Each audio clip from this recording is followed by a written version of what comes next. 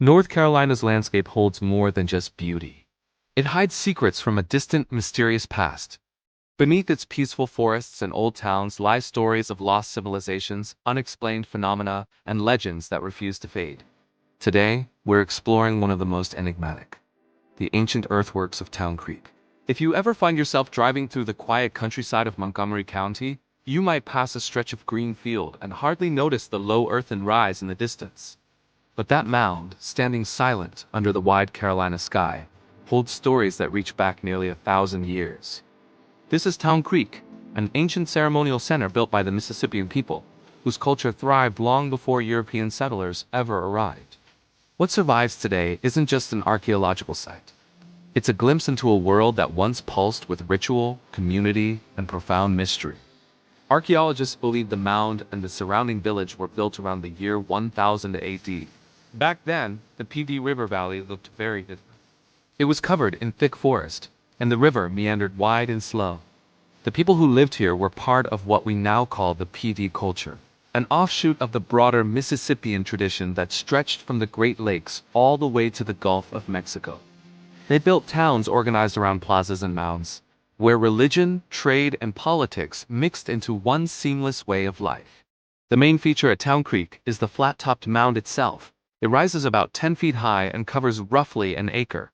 On top of it once stood a temple or council house built of wood and clay, where leaders or priests likely gathered to perform sacred rituals. Around the mound stretched a large open plaza, ringed by houses made of wattle and daub-woven sticks plastered with mud.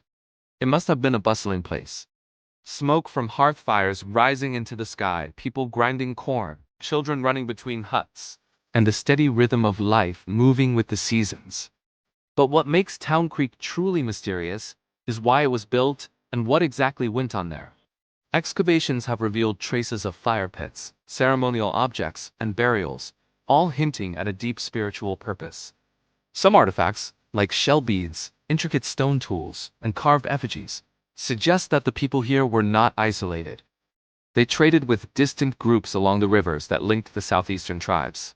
In fact, items found at Town Creek have connections as far away as the Gulf Coast and the Midwest. Archaeologists have uncovered the layout of several temples that once stood atop the mound. Each one seems to have been carefully dismantled and rebuilt over time, layer by layer, as if renewing a sacred tradition.